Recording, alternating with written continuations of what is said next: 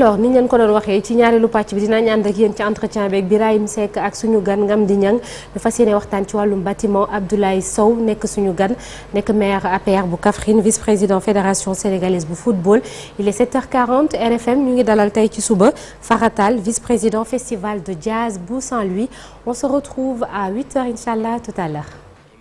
ci wattaay gi lépp yemb na. Babacar maa ngi lay nuyu di nuyu Georges di nuyu seen auditeur ak téléspectateurs yi nga xam ñi ngi seetaan RFM ni ñu déglu ak RFM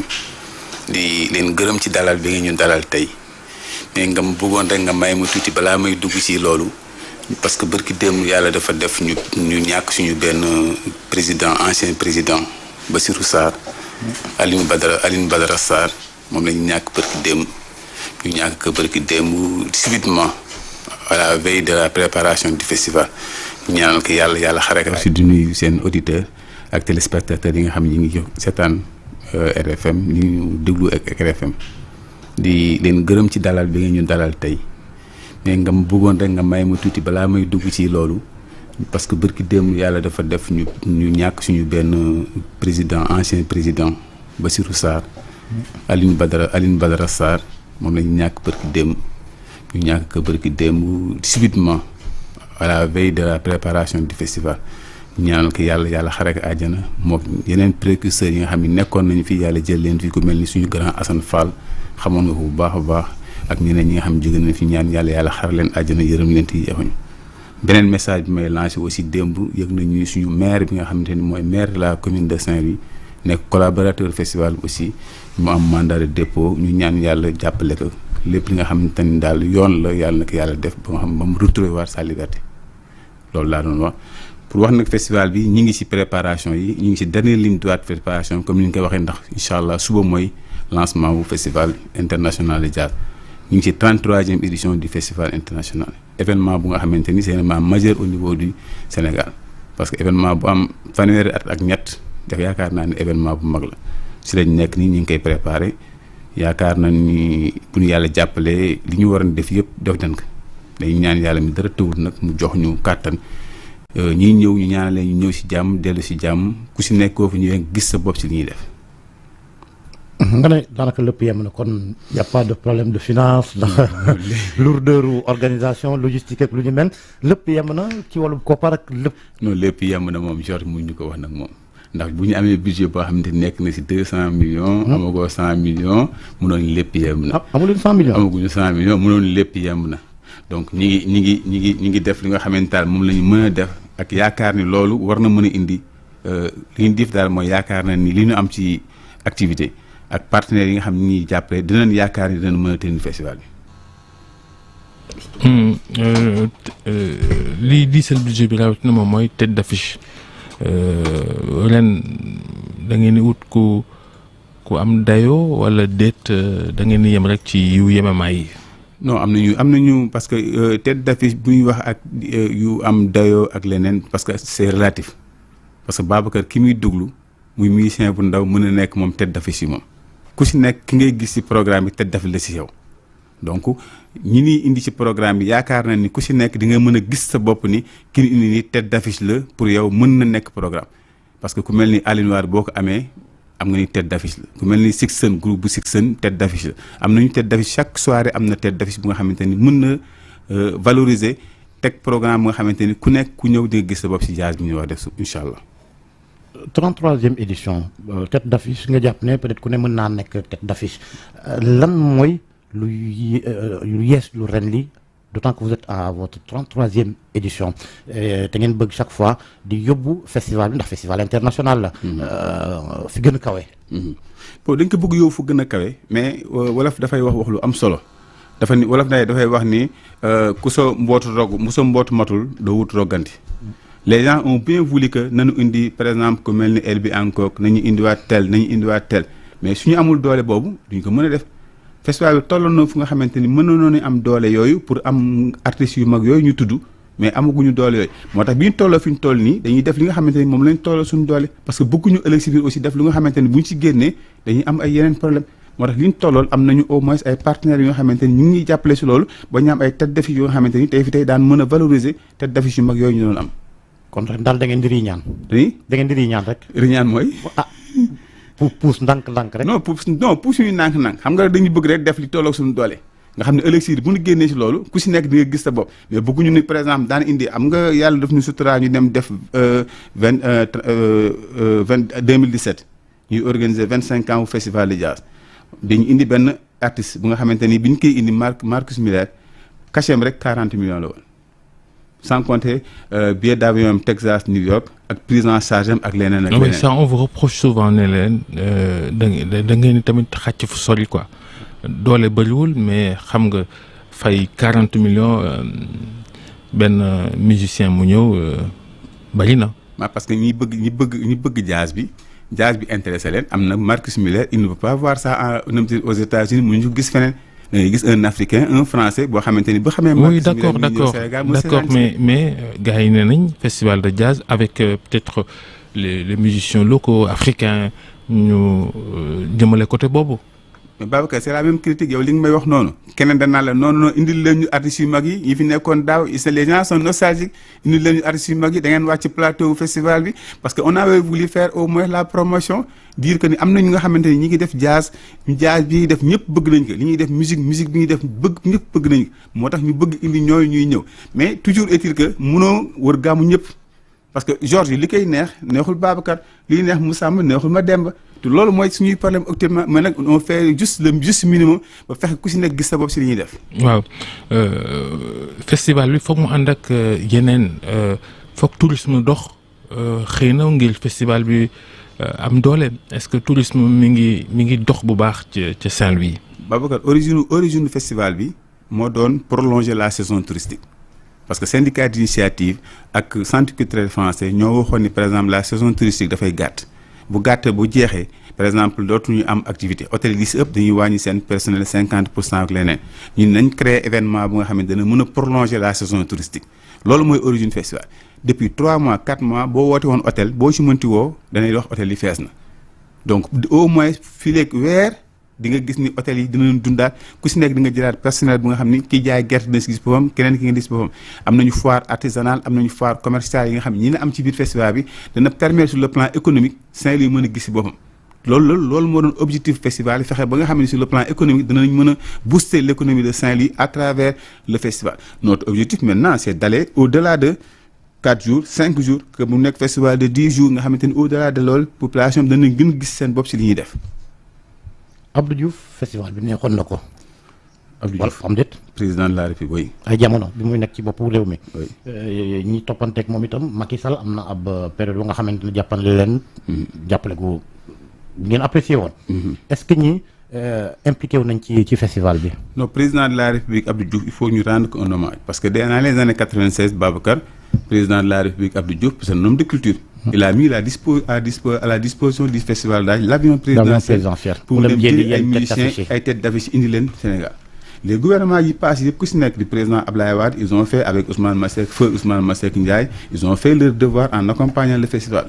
Macky Sall tout à l'heure je rendais hommage au maire de Saint-Louis Mansour Faye par son entremise le président Macky Sall nous a accompagnés ci festival bi ñu doon def chaque année on recevait des subventions de 20 millions du festival de la présidence de la République pour nous accompagner dans ce qu'on est en train de faire. Aujourd'hui le gouvernement actuel bi ñu am ñun yaakaar nañ ni ils ont au cœur ce festival là. mbaa jub-jubal bi dalu leen ci. non jub-jubal moom si lañ nekkoon toujours. parce que non balaa ñoo yegg ci loolu sax est-ce que ñoom ñëw nañ wala ñëwuñu joxewuñ wala joxe nañ. non joxe nañu parce que am nañu subvention bu nu ministère de la culture proposé mais jotaguñu subvention bi yaakaar naa mi ngi ci circuit bi parce qu'ils ont demandé le RIP pour virer ñu une subvention bi nga xamante ni moom la ñuy jox mooy subvention de 5 millions bu nga xamante ni moom la ñuy joxe comme acteur culturel mais ils nous ont accompagnés aussi en donnant le matériel de son et lumière scène bi ñoo ñu koy jox ñoo ñuy jox le piano de Sorano moom la ñuy utiliser loolu yëpp ñoom ñoo ñu koy accompagner mais yaakaar na ni tey ñu aussi am nañu prise de conscience parce que le premier ministre dem na ba Burkina Faso dans le communiqué officiel bi mu am mu tudd festival bi yaakaar na ni kon ñoom ils ont un cœur par exemple de la culture boole ci festival de jazz. mais 5 millions ci ab festival international alors gis nañ fii yenn saa yi ñuy festival yi ñuy jàppale ay 20 millions jëm kanam. mais non niveau bi festival jazz bu Saint-Louis toll. parce que ñun suñu objectif mooy niveau bi festival jazz toll yaakaar na ni war nañu amal beneen communication ak gouvernement yi bu ñu mën a xam ni c'est un patrimoine culturel national. parce que dans l'agenda culturel national boo amee FESMAN boo amee festival des arts et culture mais festival de jazz am na position bu mu war a am. position boobu nag ñun moom la ñuy souhaité moom la ñuy yaakaar ni autorités yi tey mën nañu fexe ba loolu nekk le poumon. parce que ñun bureau bi ñu am nii bi ñu jëlee événement bi yàggul na mois de novembre la mais notre objectif aujourd'hui ak li ñu bëgg def yaakaar na ni fii ak 3 ans 4 ans le festival de jazz war na nekk le levier culturel de la ville de Saint-Louis mën a tirer les autres acteurs. Du Sénégal. Du Sénégal en façon générale mais aussi de la ville de Saint-Louis parce que Saint-Louis est une ville culturelle aujourd'hui les acteurs amuñu fu ñu épanouir ñun ñuy waxanteeg yow siège bi ñu nekk c'est le conseil départemental moo ñu ko jox mais on souhaiterait avoir un siège bu fonctionnel moo xam ne l'artiste qui vient le technicien qui vient dina fi mu am espace moo xam ne dina mën a exprimer wu et c'est ça fait partie de nos objectifs aujourd'hui. En tout cas festival bi am na xaalis wala amul xaalis gis nañ ni dina am quand même ampleur dina am effervescence Saint-Louis ndax hôtel moom dootu fa des loolu déjà. hôtel boo bëggee nekk ci hôtel lay ne boo deful nag rek ñu la fees na loolu satisfaction la non. non c'est une satisfaction Babacar man miy waxante ak yow y a 2 mois y a 1 mois et demi woo naa benn borom hôtel moo wax ni que mais yow mayoloonu sax chambre mu ma may fara mun ma l'hôtel est plein depuis 4 ans Babacar su génnee chambre da koy réserver pour déwén. donc am na si hôtel yoo xam ne ku génn sa chambre da nga koy réserver pour déwén parce que xam nga ni yow dal na la benn yoon nga ñëw amoo foo dëkk actuellement am na ñoo xamante ni ñi ngi woote ba am na bërki démb le président benn femme daf ko woo xuloo ak moom ni ko man je ne peux pas payer mon billet d'avion pour war ñëw Sénégal te amoo fu ma dëkk parce que woote na fépp hôtel yëpp woote na fépp amul fu mu dëkk donc c'est des problèmes que nous avons dañuy dem ba si biir ñu la ambassadeur tel amul fu mu dëkk. L'année dernière le secrétaire d'État à la culture bi mu ñëwee war a représenter l'État du Sénégal amul fu mu dëkk donc c'est des signes wane ni par exemple am na impact sur le plan touristique am na impact sur l'hébergement am na impact sur le plan économique. lu yàggul président bi di Bengelloune am na kaddu yi nga xamante ne yëkki woon na ko ci ab conférence de presse ñu ne faw ñu diversifier offre festival bi. Ça veut dire quoi précisément? non diversifier offre festival bi mooy tey li bañ a yem rek ci jazz. non yemuñu ci jazz bi loolu mooy yem ci jazz bi mooy wane ni parce que kii ñëw jazz am na Saint-Louis yoo xam ni jazz bi duñ ci intéressé wu directement. mais li ñu bëgg ñun mooy festival bi nekk seetu Ndar. le jeune qui est là mën a am activité bu nga xam ni pendant la période du festival dina si gis boppam. même les jeunes défavorisés. par exemple les jeunes défavorisés on a par exemple avec l'association des handicapés dans le festival day am activité yu nga xam ne dina am à la maison dina am cette année à la maison de l'île avec l'association des handicapés dinañ am activités yu ñuy def donc on a plusieurs activités yoo xam ne dinañ ko def mu jëm ci par exemple les diversités culturelles aujourd'hui on fait en sorte que le centre culturel africain le ministère du tourisme le représentant du ministère du tourisme les acteurs culturels l'association des acteurs culturels ñu am benn diversité culturelle et diversité culturelle boobu on prendra toutes les troupes ñoom ñu ñëw ku si nekk exprimer wu ñu wane dans la takkusaanu Ndar mu am par exemple les anciennes voitures yi nga xam ne ay collectionneurs la ñu et là il faut au passage il faut rendre un hommage à l'ancien président bi nga xamante ni moom am na idée boobu am au moins nekk un collectionneur mais aussi di liggéey ak partenaires yi nga xam ne ñu ngi Dakar ñu am ay collections nga xam ne nii c'est des jeunes qui n'ont jamais vu par exemple benn idée qui n'ont jamais vu cette voiture dina am chance ñu rencontrer que mu am les jeux de folion ñu fexe ba tous les partis yi nga xam ne yi ngi nga si wàllu culture. nga bokk idée de man xaw ma ko sax. idée man ñuy xam idée Babacar xam nga tamit Babacar nag idée mooy oto bi nga xamante ni boo ko daan am da ngay gis Babacar xam nga loolu si nag mooy da nga naan taxaw gis affaire bi taat bi jóg. ah d'accord oui. oui. xamoon nga yooyu. oui bien sûr. et puis Georges moo war xam loolu parce que Georges moo war xam loolu. attention Georges. saret si lañ xam. non Georges séeréer la xamuñu. saret seg mbaam yi. mais festival bi programme bi ren lu muy doon kuy ubbi kuy tëj ak ñan ñooy ne ci biir. ñi ubbi ren am nañu acteurs yu bare am nañu par exemple Seiko Nata parce que Saint-Louis Jazz dafa am collaboration ak festival bu Marseille donc ñoom dans le cadre de la collaboration bi ñu am nañu un groupe qui viendra de Marseille donc Seiko Nata le leader c'est Fallou am nañu un grand nam tëddi groupe bu nga xamante ni c'est un groupe mixte Sixen moom mooy clôturer festival bi. am nañu un grand sénégalais bu nga xamante ni il va venir avec un bon groupe Aline Wade depuis moom mi ngi def activité yi nga xam ne tey yaakaar na ni. mi ngi fi fan yi tey su ñëwee festival bi incha allah yaakaar na ni le jeudi dinañ am concert bu rëy am nañu Salvador am nañu en tout cas daal am nañu programme yoo xamante ni am nañu ay espagnol am nañu ay portugais yi nga xamante ni yaakaar na ni ku ñëw festival bi di nga gis sa bopp si festival bi. am nañu aussi benn forum bu nga xam ne day am bu nga xam ne ñu ngi koy def ak le centre des jeunes dirigeants muy art culture. Recherche, art et culture, vecteur de recherche de l'emploi. Donc c'est un forum qu'on va dédier aux jeunes pour leur permettre d'avoir des opportunités de voir au moins d'autres acteurs qui vont venir. Il y a plusieurs acteurs qui vont venir intervenir sur des thématiques, c'est dans le cadre de la culture, c'est dans le cadre de l'emploi. Il y a aussi des panels,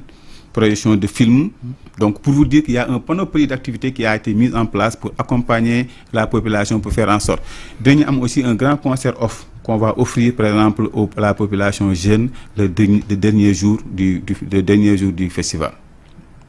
Off boobu jazz lay doonam. parce que gone yi léegi moom off bi du nekk jazz off bi day nekk musique mbalax nga xamante ni acoustique parce que c'est texte LB texte que vous connaissez Babacar qui va inviter ses amis sur scène. Donc dina inviter ay ndari dina inviter ñeneen ñuul kooku et tout cela donc c'est un autre concept qu'on va amener le dimanche inchallah ci biir festival bi. Est-ce que dans le cadre de la pérennisation wala itam gën a suqali jazz est-ce que xalaat ngeen benn dialogue diggante festival jazz ak yenn écoles yeeg ñenn ñi nga xamante ne ñu ngi yëngu ci musique ngir gën a suqali jazz ndaw ñi gën koo xam itam te bëgg ko. mais merci Georges ñun bi ñu ñëwee ren incha allah bi ñu ñëwee ren macha allah dañ teg suñu programme et on est en train de travailler sur un plan stratégique pour les 5 prochaines années. Et le plan stratégique pour les 5 prochaines années, on va mettre en place une académie de jazz. Mais on va mettre aussi plusieurs formations. Parce que ce que le Saint-Louisien doit tirer la culture saint-louisienne, on veut faire en sorte que les acteurs qui sont sur la culture saint-louisienne, avec les centres de formation, comme le centre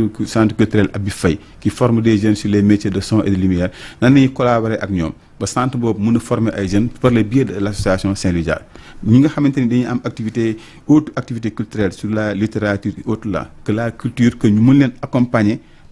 avec les partenaires. Parce que nous avons la chance peut-être de tirer des partenaires que par exemple les petites associations n'en ont pas. Mais comment faire profiter de ces petites associations de l'image du festival pour que nous ayons c'est un objectif à faire. Jules Gueye trompettiste mi ngi ci programme bi. Jules bokkul ci programme bi mais yaakaar ni parce que amoon nañu envie mu bokk ci programme bi ren moom bëggoon na que waxtaanoon nañ ci affaire mais tu sais dans une programmation des fois dafay jafe ci commission programmation parce que quand il y a 200 artistes qui se proposent c'est quelquefois très compliqué pour nga am yenn mais yaakaar nañ ni incha allah bu dul fu ndox jeexul comme ni koy wax waaxusul du jeex quoi. am nañu yaakaar ni programme bi yi ñuy defaat yeneen prochaine année dañu permettre ba ñu mën a jël maximum de Sénégalais mën a jël maximum d'Africains mën a jël maximum d'Européens ñu def un message qui nous permettra que ku nekk gis sa bopp si loolu ñuy def. Alors vive le festival de jazz de Saint-Louis le Saint-Louis Jazz.